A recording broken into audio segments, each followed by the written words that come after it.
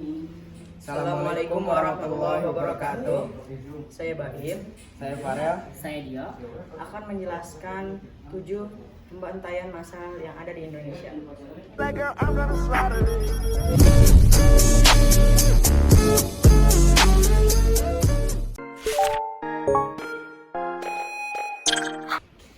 Nomor 1, pembantaian anggota PKI tahun 1965 sampai 1966.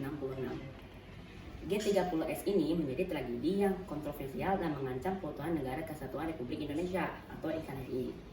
Peristiwa G30S ini memakan banyak korban dari kalangan petinggi militer di Indonesia yang diduga dilakukan oleh Partai Komunis di Indonesia.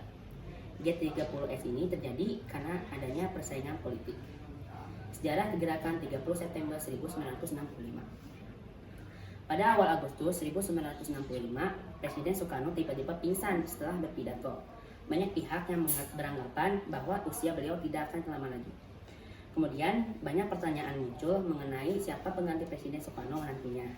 Dan ini menyebabkan persaingan semakin tajam antara Partai Komunis dengan TNI.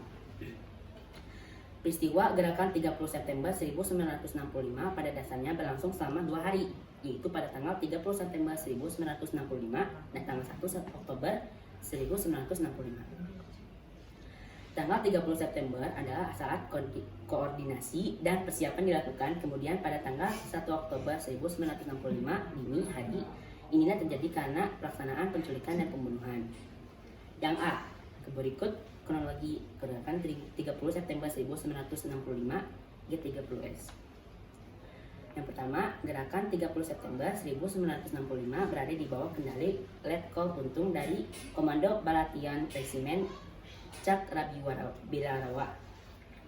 Yang kedua, Letkol untuk menunjuk Letudul Arif menjadi ketua pelaksanaan penculikan. Yang ketiga, pasukan bergerak mulai pukul 3, 6 jenderal menjadi korban penculikan dan pembunuhan. Yang keempat, jenderal yang dibunuh adalah yang pertama Letjen Ahmad Yani, yang kedua Maijen R.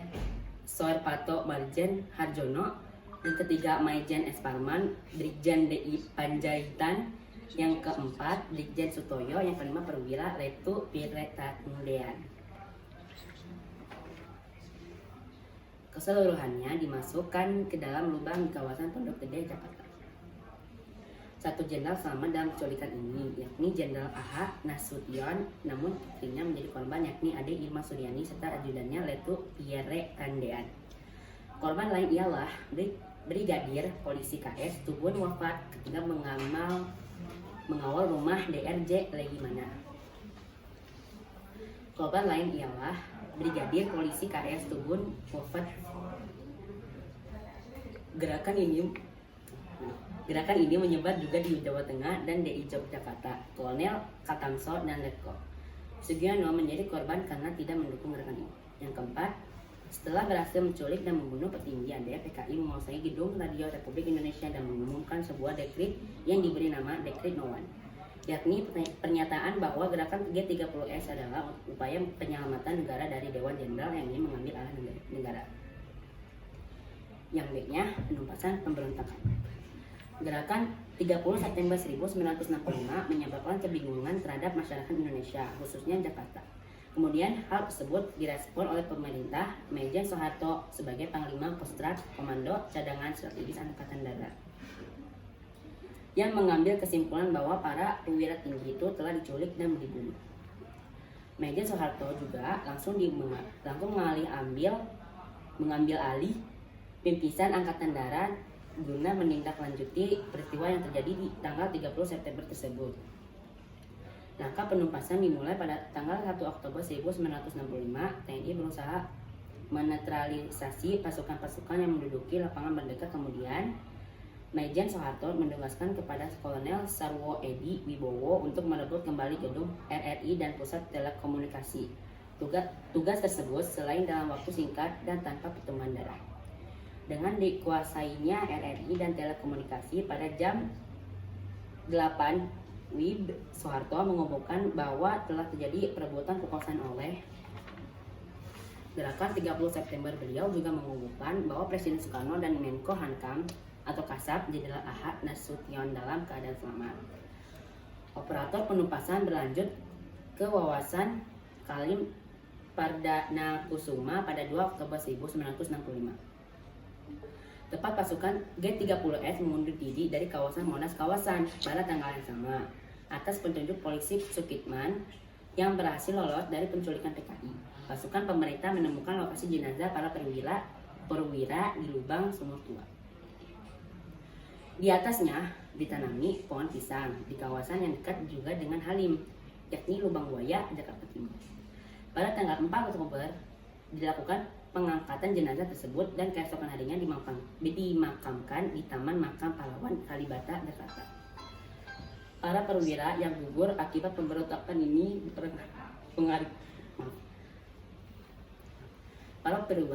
Para perwira yang gugur akibat pemberontakan ini diberi penghargaan sebagai pahlawan revolusi. Upaya penumpasan terus dilakukan rakyat Indonesia turut membantu dan mendukung penumpasan tersebut. Demonstrasi anti PKI berlangsung di Jakarta. Operasi penumpasan berlanjut dengan menangkap orang-orang yang dianggap bertanggung jawab pada peristiwa itu. Pada 9 Oktober 1965, Kolonel A. Latif berhasil ditangkap di Jakarta. Pada 11 Oktober 1965, Letkol Untung memimpin Dewan Revolusi berhasil ditangkap di Tegal ketika ingin melarikan diri ke Jawa Tengah. Selain itu, para petinggi PKI seperti DN, Aidit Sudirman, Sjam, dan lain-lain juga ditangkap oleh TNI pada 22 November 1965. Setelah itu, pada 14 Februari 1966, beberapa tokoh PKI dibawa ke hadapan sidang Mahkamah Luar Biasa atau Mahmilub. Desakan rakyat semakin ramai menuntut agar PKI dibubarkan. Puncaknya pada saat Presiden Soekarno mengeluarkan surat perintah 11 Maret 1966. Soeharto langsung mengeluarkan larangan terhadap PKI dan ormas-ormas di bawahnya.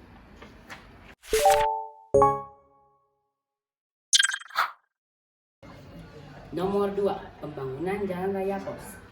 Faktanya, jalan yang dibangun Dendels itu, jalan Raya Pos dibangun sepanjang kurang lebih 1.000 km di Pulau Jawa.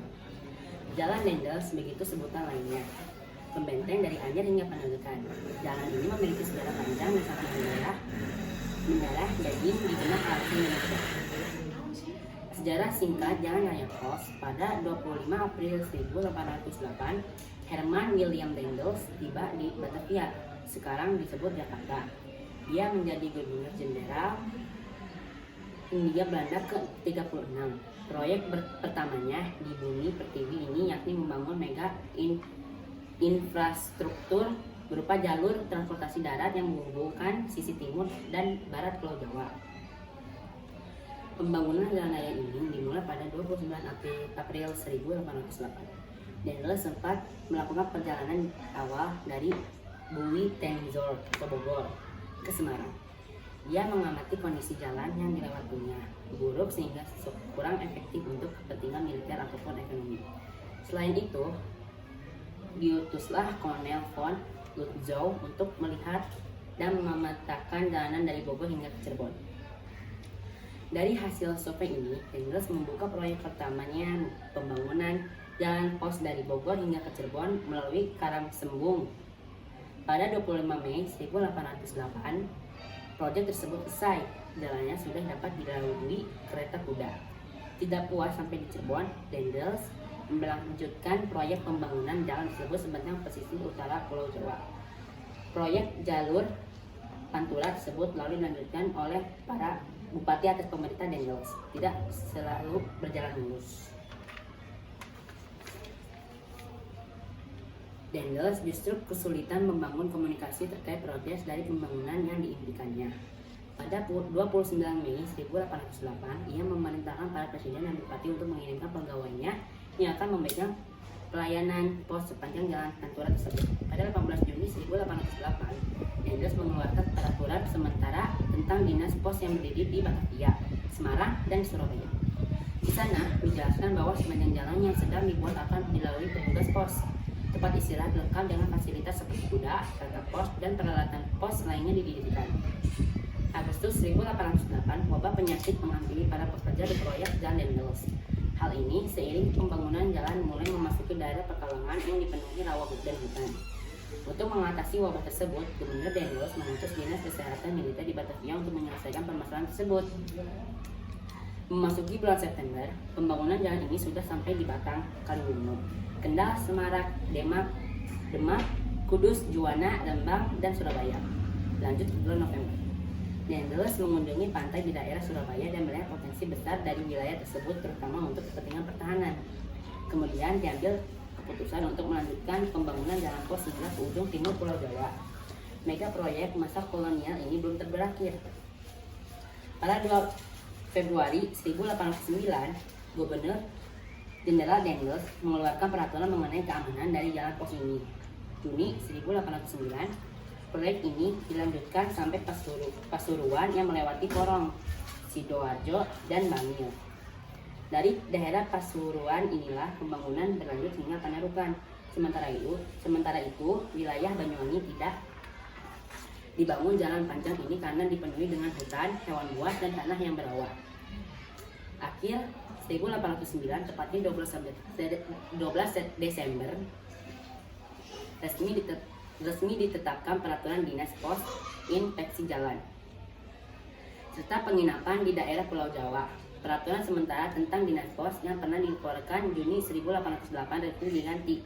Dari peraturan inilah inspeksi jalan dan penginapan yang dibangun bisa dimanfaatkan oleh para pedagang yang melewatkan jalan pantura ini. Daerah-daerah yang dilalui jalan pos sudah kita ketahui bahwa jalan raya pos ini membentang hingga 1000 km. Jalanan ini melalui beberapa kota seperti Anyer, Tangerang, Jakarta, Bogor, Cianjur, Bandung, Sumedang, Cirebon, Tegal, Pekalongan, Semarang, Demak, Kudus, Lembang, Tuban, Gresik, Surabaya, Probolinggo, dan Panarukan. Daerah-daerah tersebut kemudian dikenal juga sebagai daerah Pantura atau Pantai Utara. Fakta-fakta tentang Jalan Dendels. Selain memiliki cerita panjang dalam sejarah pembuatannya, Jalan Raya Pos ini juga memiliki berbagai fakta menarik. Yang pertama, dibangun oleh jenderal yang terkenal bertangan dingin sejak awal kedatangannya di Anyer, Banten pada 14 Januari 1808. Dendels resmi memimpin Hindia Belanda selama menjadi orang pertama di negeri jajahan ini. Ia terkenal sebagai pemimpin yang kejam dan bertangan dingin. Inspirasi dari Imperium Romawi, Jalan Raya Pos ternyata merupakan inspirasi dan Imperium Romawi. Semasa kekuasaan Bizantina juga membangun jalan pos dengan nama Curcus Publicus. Dendels menyotoh hal tersebut dengan tujuan agar logistik dan mobilitas pasukan Hindia Belanda di Pulau Jawa lancar dan Jawa tetap menjadi daya kekuasaannya. Tujuan pembangunan beragam meskipun awalnya hanya untuk mempermudah mobilitas, namun semakin lama Jalan Dendels ini memiliki banyak tujuan mulai dari komunikasi, ekonomi, hingga militer. Dari segi komunikasi, jalan raya ini mempercepat waktu pengiriman pesan. Dari sisi ekonomi, jalan ini meringankan ongkos pengangkutan sehingga kesempatan untuk ekspor semakin tinggi. Sedangkan dari segi militer, Jalan Raya Pos mempermudah pasukan Belanda yang ada di sekitar Pulau Jawa. Yang ketiga, korban jiwa pada saat pembangunan Jalan Raya Pos. Pembangunan mahakarya Jalan Raya Pos begitu disangsikan oleh banyak orang. Hal yang paling mengemuka adalah perihal genosida dan kerja paksa. Dikutip Asfi Warman Adam dan tulisannya di majalah Tempo berjudul Karya Raksasa Dendels pada 2005. Dijelaskan bahwa narasi itu adalah anggapan bahwa politik Dendels bawa dalam pembangunan pemerintah kolonial tak punya uang. Kemudian Dendels disebut memanfaatkan orang-orang Jawa sebagai buruh tanpa bayaran. Dalam politik Dendels sampai menuliskan bahwa 12.000 pekerja tewas termasuk 500 orang lega mendung.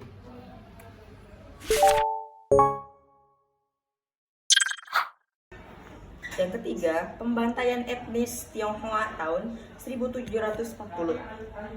Eksistensi Kongsi Dagang Belanda, yaitu VOC di Nusantara, bagaimanapun adalah andil dari etnis Tionghoa.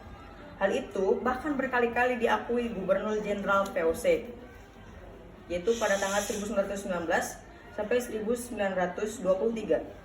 dan 1927 sampai 1929. Jan Peter Zoon-Koen. Sejak VOC menaklukkan Jayakarta dan mengubahnya jadi Batavia pada 1919, ia selalu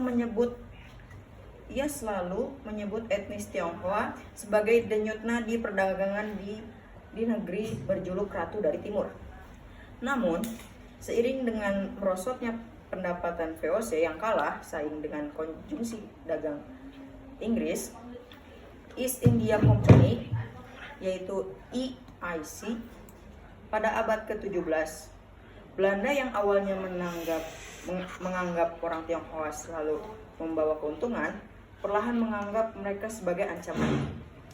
Alhasil, empunya kebijakan mulai mencabut segala bentuk hak istimewa yang menjadi asal muasal pemberontakan orang Tionghoa pada 1740. Pemberontakan luar biasa yang dalam beberapa hari berubah menjadi peristiwa berdarah pembantaian 10.000 orang lebih di Tionghoa.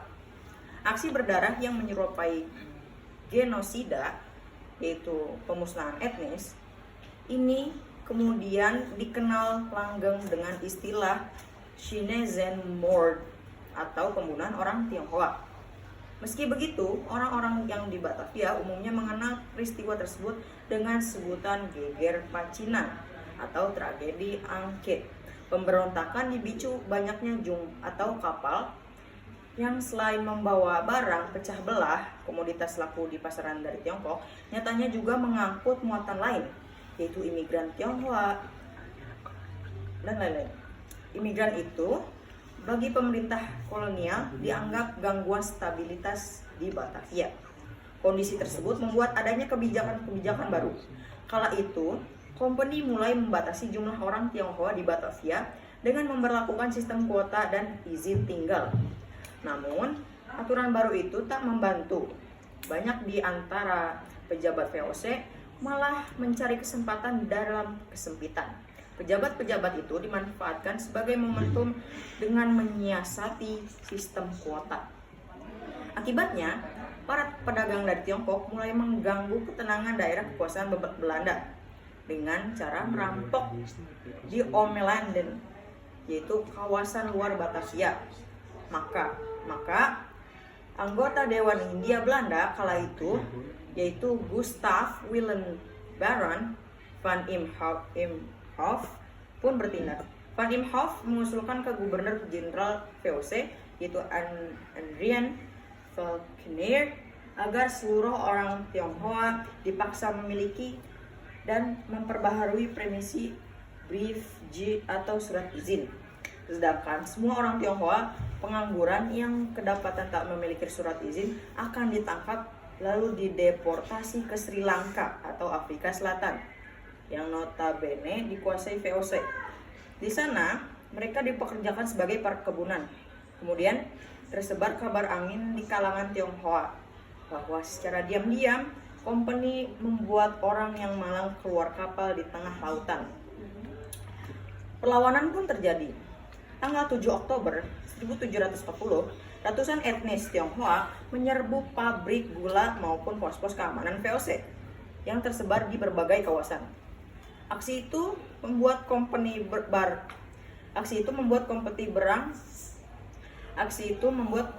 barang karena sedadunya banyak menjadi korban daripada orang Tionghoa yang sebelumnya dianggap remeh karena tak memiliki nyali untuk melawan. Namun, pemberontakan Tionghoa tampaknya tak maksimal. Saat itu, persenjataan orang Tionghoa yang memberontak hanya seadanya, seperti sejumlah senapan, flintlock, golok, bambu runcing, dan beberapa meriam yang dibuat dari kayu, dan hanya sedikit dari besi. Dampaknya, para pemberontak tak memiliki kesempatan untuk mendekati kota Batavia. Serangan balik Belanda. Selang 2 hari, tepatnya pada 9 Oktober 1740, serdadu VOC mulai mengatasi situasi dan mulai berbalik mengejar para pemberontak. Nampaknya, Situasi telah diperkeruh dengan terjadinya kebakaran hebat pada rumah-rumah orang Tionghoa. Seketika, company kehilangan kontrol dengan mulai menyerukan pembantaian orang Tionghoa. Pelaut, serdadu, warga Belanda, warga Eropa, hingga budak Indonesia turun ke jalan guna mencari sekaligus membunuh satu demi satu orang Tionghoa yang ditemuinya. Bahkan, pemerintah seakan memposisikan dirinya seakan tak berdaya atau sengaja tak mau menghentikan pembunuhan massal itu. Salah satu lokasi pembantaian terbesar di mana-mana, mulai dari Angke, depan Tokoh Merah, hingga Gedong Bicara. Ini yang diungkapkan oleh G.B. Schwarzen. Di Balai Kota, yaitu Museum Sejarah Jakarta sekarang, terdapat 200 orang tahanan. Untuk menghemat peluru, mereka semuanya ditusuk sampai mati. Pada tanggal 13, semua pembakaran berhenti dan tidak tampak seorang pun Tionghoa pun di kota. Semua jalan dan lorong penuh mayat. Kali-kali ditimbun mayat sehingga orang tak dapat menyeberang di atas mayat-mayat. Atas dasar itu, orang Tionghoa yang disebut Thomas Stamford Raffles dalam mahakaryanya, yaitu The History of Java 1817, sebagai penggerak denyut nadi perdagangan di Batavia. Itu pun mulai berkurang populasinya. Katanya, meski jumlahnya masih tetap banyak, tetapi menurut perhitungan jumlah mereka berkurang cukup besar sejak Perang Sipil tahun 1740 sampai 1743, yang mana tidak hanya sejumlah besar orang Tionghoa yang dibantai oleh pemerintah Belanda di kota Batavia, namun perang terhadap mereka juga dikorbankan di seluruh pulau. Tutup Raffles.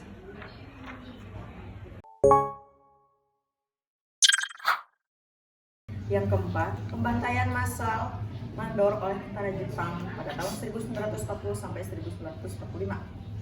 Peristiwa mandor yaitu pembantaian massal di Kalimantan Barat oleh Jepang. Tepat pada 76 tahun yang lalu, itu merupakan salah satu tragedi kemanusiaan terburuk yang ada di Indonesia.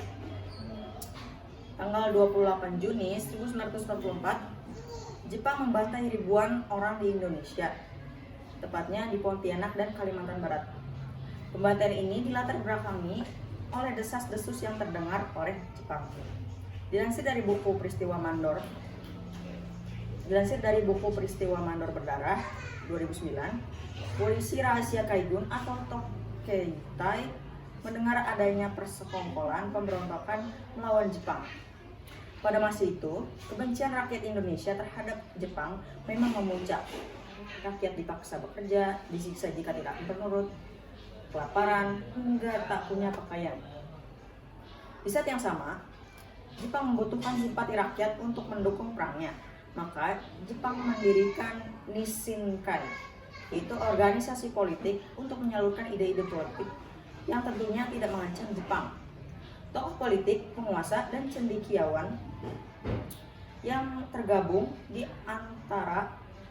antaranya J.E. Patiansina, yaitu sebagai kepala urusan umum kantor Shutizityo. Kemudian ada Noto Swedjono, yaitu sebagai tokoh Parinda, dan Ang Nyapsun, yaitu sebagai kepala urusan orang asing atau Kakyo Toseikatyo. Nah, para tokoh pergerakan ini diam-diam juga memiliki gerakan bawah tanah yang disebut Gerakan 69. Ini karena anggotanya berjumlah 69. Tidak diketahui pasti siapa saja 69 orang itu. Pada tahun 1943, pemberontakan terjadi. Namun, bukan di Kalimantan Barat, melainkan Kalimantan Selatan. Khawatir pemberontakan juga akan pecah di Kalimantan Barat, Jepang pun melakukan pencegahan, yaitu pada 23 Oktober 1943. Jepang menangkap para penguasa setempat, tokoh masyarakat, kaum terdidik dan terpelajar. Kemudian menahannya di markas Tokheitai. Konferensi Nissinkai yang digelar pada 24 Mei 1944 bahkan berubah menjadi penangkapan besar-besaran. Para tokoh Nissinkai diciduk, kerabat dan keluarga yang diduga terlibat juga dijemput. Puncaknya, pada 28 Juni 1944, sidang kilat dilaksanakan untuk mengadili mereka yang ditangkap. Peristiwa ini dikenal dengan istilah penyungkupan. Mereka diciduk, tangan diikat ke belakang, dan wajahnya ditutup. Kemudian mereka digiring ke tempat yang tidak diketahui, dan kemudian dihabisi dengan pedang atau diberondong tembakan. Penangkapan dan pembantaian ini diyakini hanya tuduhan yang diada-adakan Jepang untuk meredam pergerakan. Surat kabar pemerintah bala tentara Jepang, Borneo Shimbun, memberitakan pembantaian ini terjadi pada 1 Juli 1944. Halaman pertama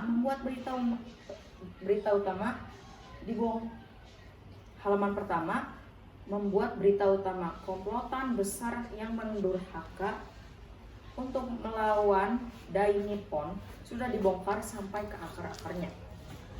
Berita di bawahnya berjudul kepala-kepala komplotan serta lain-lainnya ditembak mati. Keamanan di Borneo Barat tenang kembali dengan sempurna. Tidak disebutkan di mana eksekusi dilakukan atau di mana jenazahnya dimakamkan. Hilangnya generasi terbaik di Kalimantan Barat, pembantaian terhadap rakyat Kalimantan Barat tak henti di situ. Dari 1941 hingga 1945, dicatat ribuan rakyat Kalimantan Barat dilenyapkan. Yang paling menyedihkan lagi, akibat pembantaian yang dilakukan Jepang, Kalimantan Barat kehilangan satu generasi terbaiknya. Mereka adalah bangsawan, tokoh-tokoh politik, kaum terdidik dan pelajar, dan hartawan dari lintas etnis dan agama. Kyotada Takashi, Presiden Marutaka Kogyo yang pernah bertugas sebagai ofisir bala tentara Jepang di Kalimantan Barat menyebutkan bahwa jumlah korban mencapai angka 21.037. Sementara Yamamoto, seorang kepala Keitai atau polisi militer Jepang di Kalimantan Barat, mengatakan jumlah korban mencapai 50.000 orang. Pinggiran kota Mandor, sebuah wilayah kecil yang berjarak sekitar 88 km dari kota Pontianak, diketahui sebagai salah satu tempat korban dikubur massal. Sejak tahun 1973, ziarah rutin digelar Pemda Kalimantan Barat ke Mandor. Di sana dibangun monumen, yaitu tanggal 28 Juni. Tanggal 28 Juni pun diperingati sebagai Hari Berkabung Kalimantan Barat.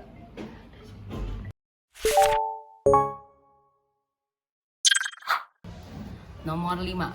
Sejarah pembukaan misterius atau Petrus. Pengertiannya, penembakan misterius atau Petrus merupakan kasus yang terdiri antara tahun 1983 hingga 1985 atau pada masa Orde Baru. Peristiwa ini termasuk dalam golongan kasus pelanggaran hak asasi manusia karena telah mengadili seseorang tanpa melalui proses hukum. Langkah yang dilakukan dalam Petrus ini adalah menghakimi siapa saja yang dinilai sebagai pelaku kriminal atau kejahatan seperti preman, perampok, dan lain-lain. Latar belakangnya, pada awal 1980-an telah banyak ditemukan warga Indonesia yang tewas. Bahkan kian tahun terus meningkat. Jenderal Leonardus Benjamin Moerdani, Panglima Angkatan Bersenjata Indonesia, mulanya menyerahkan pembunuh ini kepada para geng. Dan ternyata pembunuhan itu dilakukan Petrus, penembak misterius yang bertujuan untuk menekan angka kriminalitas. Operasi ini direncanakan akan dilakukan bulan Maret 1983 oleh Komandan Garnisun Yogyakarta, Letkol M. Hasbi. Namun, setelah berita ini tersebar, beberapa penjabat menyerahkan diri. Beberapa ditembak, ada pula yang melarikan diri, dan yang lainnya berhenti melakukan kejahatan. Ternyata peristiwa Petrus ini membuat angka kejahatan menurun secara signifikan. khususnya tahun 1983. Contohnya, kejahatan kekerasan di Yogyakarta menurun dari 57 menjadi 20 orang. Dan Semarang menurun dari 78 menjadi 50. Berkat keberhasilan ini, pemerintah terus melanjutkan Petrus. Kemudian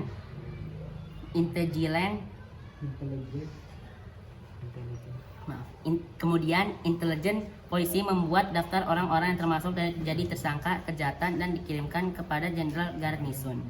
Garnison akhirnya mengeluarkan ultimatum publik kepada sebuah galis preman untuk segera menyerahkan ke markas Garnison tanpa perlu menyebutkan nama, dan mereka yang merasa preman harus menandatangani pernyataan setuju menahan diri dari kegiatan kriminal.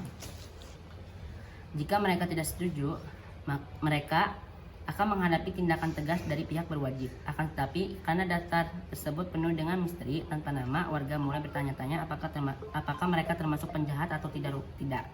Rupanya hal ini juga merupakan taktik pengawasan diri agar orang-orang sadar akan tindakan mereka dan berhati-hati dalam bertindak. Kendati taktik ini berhasil, Soeharto tetap tidak mengakui bahwa aksi pembunuhan dan fakta mengenai Petrus yang sudah terjadi itu dilakukan oleh militer. Bagi Soeharto, para pelaku kriminal yang melawan harus ditembak. Namun setelah terjadi banyak silang pendapat serta mendapat tekanan dari internasional, operasi ini berakhir pada 1985. Dampaknya, pada kasus Petrus tahun 1983 tercatat sebanyak 532 orang tewas dan 363 tewas karena luka tembak. Kemudian pada 1984 ada 107 tewas, dan pada 1985 sejumlah 74 orang tewas. 28 diantaranya tewas karena ditembak. Masalah Petrus pada saat itu memang menjadi berita panas. Ada yang mendukung, ada juga yang tidak. Aksi Petrus dianggap oleh melanggar hak asasi manusia karena telah membunuh seseorang tanpa diadili melalui jalur hukum. Amnesty International juga mengirimkan surat untuk menanyakan kebijakan pemerintah Indonesia. Pada akhirnya Petrus diakhiri pada 1985 karena banyak pendapatan dan tekanan dari internasional. Keenam, sejarah pembantaian Westerling. Pengertian: pembantaian Westerling adalah peristiwa pembunuhan ribuan rakyat sipil di Sulawesi Selatan pada Desember 1946 hingga Februari tahun 1947. Pembantaian dilakukan oleh pasukan khusus Belanda di Post Special Troepen (DST) di bawah pimpinan rakyat Pierre Paul Westerling. Latar belakang: seperti yang kita ketahui, setelah memproklamasikan kemerdekaan pada tanggal 17 Agustus tahun 1945, Indonesia masih harus menghadapi Belanda yang ingin menguasai kembali Indonesia dengan berbagai upaya. Selain melakukan agresi militer, Belanda juga berusaha memecah Indonesia dengan mendirikan negara-negara boneka berbentuk negara federal. Ini terjadi di Sulawesi Selatan dalam tragedi Patriot dan pemberontakan Kahar Muzakkar tahun 2010. Dijelaskan Belanda hendak mendirikan negara Indonesia Timur atau dalam kurung NIT dengan Makassar sebagai ibu kotanya. Maka pada akhir tahun 1946, 120 orang dari pasukan khusus DST dan komandannya Westerling dikirim ke Makassar. Mereka tiba dengan kapal pada 5 Desember 1946. Mereka diberi tugas untuk menumpas pemberontak yang dimaksud di sini ialah kelompok nasionalis atau Republikan Rakyat Revolusioner yang mendukung kemerdekaan Republik Indonesia. Operasi Westerling. Operasi Westerling berlangsung selama lebih dari 3 bulan, dari 5 Desember tahun 1946 hingga 21 Februari.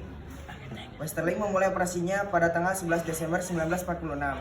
Sampainya di Makassar, ia membangun kamp di Matoangin pagi hari. Dari kamp, mereka bergerak di Kampung Batua. Warga dari kampung sekitar yakni Borong, Patunuang, Parang, dan Barai juga dibariskan di lapangan rumput Westerling mencari para pendukung kemerdekaan yang melawan Belanda. Ia menanyakan siapa saja yang ikut. Walter Monginsidi memberontak di hadapan penduduk mereka yang dicurigai dan dituduh ditembak mati ditembak mati di tempat. Kekejaman itu mengawali operasi Westerling selama 3 bulan ke depan. Para pria dan pemuda diminta mengakui keterlibatan mereka dalam perlawanan terhadap Belanda. Westerling mengancam kepada mereka yang masih hidup dengan melakukan kekejamannya yang disaksikan oleh para warga seperti menembaki orang yang masih hidup, membakar rumah, dan meledakkannya dengan granat. Dan ia melakukan kekacauan lainnya. Kemudian pada 1 Februari, DST dan KNIL menggelar operasinya di Galung, Lombok. Sebanyak 364 orang tewas. Operasi Westerling berlangsung selama lebih dari 3 bulan, dari 5 Desember tahun 1946 hingga 21 Februari tahun 1947. Sedikitnya 40.000 orang tewas dibantai Westerling dan pasukannya. Dampaknya, masyarakat Indonesia sampai saat ini masih merasakan trauma dan sakit hati yang mendalam. Karena pembantaian yang dilakukan oleh Westerling sangat kejam dan sadis, sampai-sampai masyarakat Indonesia menolak kedatangan Raja dan Ratu Belanda. Tetapi pada akhirnya Raja dan Ratu Belanda memohon permintaan maaf secara terbuka yang disampaikan kepada Presiden Joko Widodo yang ditunjukkan untuk seluruh masyarakat Indonesia.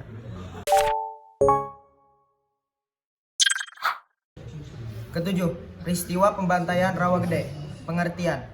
Pembantaian Rawagede adalah peristiwa pembantaian penduduk kampung Rawagede oleh tentara Belanda pada tanggal 9 Desember tahun 1947 sewaktu melancarkan agresi militer pertama. Sejumlah 431 penduduk menjadi korban pembantaian ini. Latar belakangnya. Banyak di antara kita yang masih belum mengetahui tentang tragedi kemanusiaan dan kejahatan perang Rawagede yang dilakukan oleh tentara Belanda pada masa pendudukan mereka di Indonesia. Karena sejarah tragedi ini tidak pernah menjadi sejarah nasional, baik dalam dunia pendidikan maupun dokumenter perjalanan sejarah bangsa. Sejarah tragedi Rawagede yang memilukan ini terjadi pada 9 Desember tahun 1947, di mana tentara Belanda melancarkan agresi militer pertama dan melakukan pembantaian terhadap lebih dari 431 penduduk Rawagede. Tentara Belanda melakukan aksi penyerbuan ke kota Bekasi yang mengakibatkan ribuan rakyat mengungsi ke arah Karawang. Akhirnya, pertempuran berkobar di daerah antara Karawang dan Bekasi, maka mengakibatkan jatuhnya ratusan korban jiwa dari kalangan sipil. Pada tanggal 4 Oktober tahun 1948, tentara Belanda melancarkan pembersihan. Dalam peristiwa ini, 35 orang penduduk Rawagede dibunuh tanpa alasan yang jelas. Memang sekarang desa Rawagede sudah tidak ada lagi dan berganti nama menjadi desa Balongsari, Rawamerta, dan Karawang. Meski sekarang desa Rawagede sudah tidak ada dan berganti nama menjadi Balongsari, namun kenangan pahit tentang tragedi Rawagede ini menyisakan trauma tersendiri bagi warga desanya, khususnya pada beberapa saksi mata yang melihat langsung atas tragedi tersebut. Berdasarkan cerita yang berkembang di masyarakat setempat dan sesuai dengan ingatan para pelaku sejarah yang masih hidup, tragedi Rawagede ini berawal dari gigihnya masyarakat Rawagede dalam menyembunyikan informasi keberadaan pejuang kemerdekaan. Pada waktu itu, yang membuat tentara Belanda menjadi marah sehingga terjadilah tragedi pembantaian tersebut.